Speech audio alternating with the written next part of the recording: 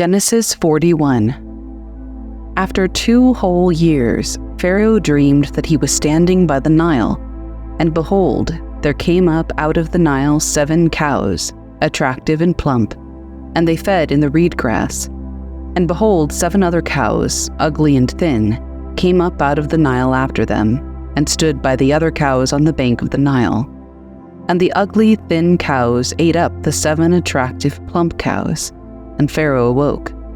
And he fell asleep and dreamed a second time. And behold, 7 ears of grain, plump and good, were growing on one stalk. And behold, after them sprouted 7 ears, thin and blighted by the east wind. And the thin ears swallowed up the 7 plump, full ears. And Pharaoh awoke, and behold, it was a dream. So in the morning his spirit was troubled, and he sent and called for all the magicians of Egypt and all its wise men. Pharaoh told them his dreams, but there was none who could interpret them to Pharaoh. Then the chief cupbearer said to Pharaoh, "I remember my offenses today. When Pharaoh was angry with his servants and put me and the chief baker in custody in the house of the captain of the guard, we dreamed on the same night, he and I, each having a dream with its own interpretation. A young Hebrew was there with us, a servant of the captain of the guard. When we told him, he interpreted our dreams to us, giving an interpretation to each man according to his dream. And as he interpreted to us, so it came about. I was restored to my office, and the baker was hanged." Then Pharaoh sent and called Joseph, and they quickly brought him out of the pit. And when he had shaved himself and changed his clothes, he came in before Pharaoh. And Pharaoh said to Joseph, "I have had a dream, and there is no one who can interpret it.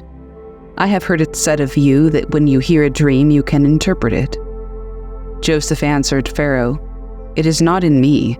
God will give Pharaoh a favorable answer."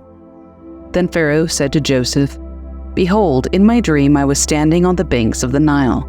7 cows, plump and attractive, came up out of the Nile and fed in the reed grass. 7 other cows came up after them, poor and very ugly and thin, such as I had never seen in all the land of Egypt. And the thin, ugly cows ate up the first 7 plump cows. But when they had eaten them, no one would have known that they had eaten them, for they were still as ugly as at the beginning. Then I awoke. I also saw in my dream 7 ears growing on one stalk, full and good. 7 ears withered, thin and blighted by the east wind, sprouted after them. And the thin ears swallowed up the 7 good ears. And I told it to the magicians, but there was no one who could explain it to me." Then Joseph said to Pharaoh, "The dreams of Pharaoh are one. God has revealed to Pharaoh what he is about to do. The 7 good cows are 7 years, and the 7 good ears are 7 years. The dreams are one. The 7 lean and ugly cows that came up after them are 7 years, and the 7 empty ears blighted by the east wind are also 7 years of famine. It is as I told Pharaoh. God has shown to Pharaoh what he is about to do. There will come 7 years of great plenty throughout all the land of Egypt, but after them there will arise 7 years of famine, and all the plenty will be forgotten in the land of Egypt. The famine will consume the land, and the plenty will be unknown in the land by reason of the famine that will follow, for it will be very severe. And the doubling of Pharaoh's dream means that the thing is fixed by God, and God will shortly bring it about. Now therefore let Pharaoh select a discerning and wise man, and set him over the land of Egypt. Let Pharaoh proceed to appoint overseers over the land and take 1/5 of the produce of the land of Egypt during the 7 plentiful years, and let them gather all the food of these good years that are coming, and store up grain under the authority of Pharaoh for food in the cities, and let them keep it. That food shall be a reserve for the land against the 7 years of famine that are to occur in the land of Egypt, so that the land may not perish through the famine." This proposal pleased Pharaoh and all his servants.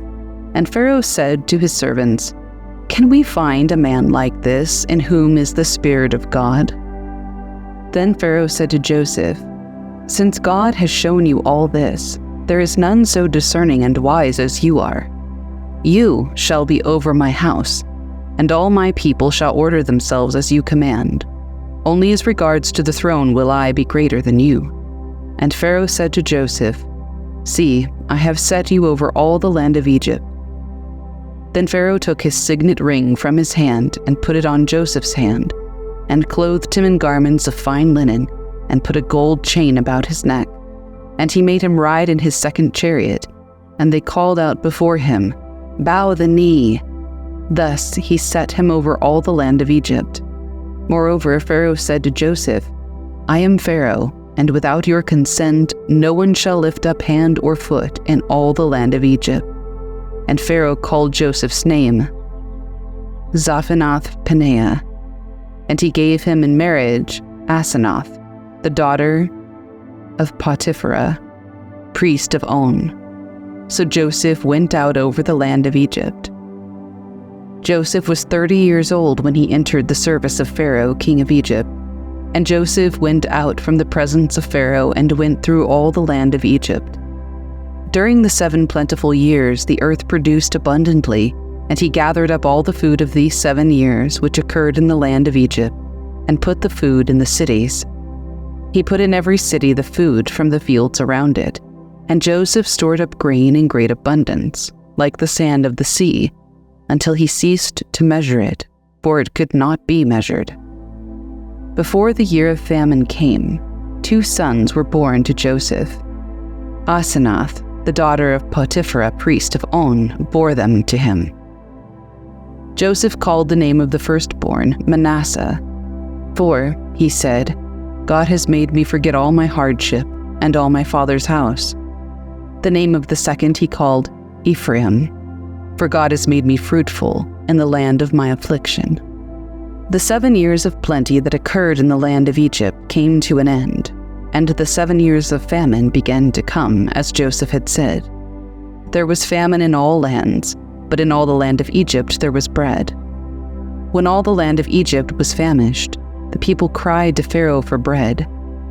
Pharaoh said to all the Egyptians, "Go to Joseph. What he says to you, do." So when the famine had spread over all the land, Joseph opened all the storehouses and sold to the Egyptians. For the famine was severe in the land of Egypt. Moreover, all the earth came to Egypt to Joseph to buy grain, because the famine was severe over all the earth.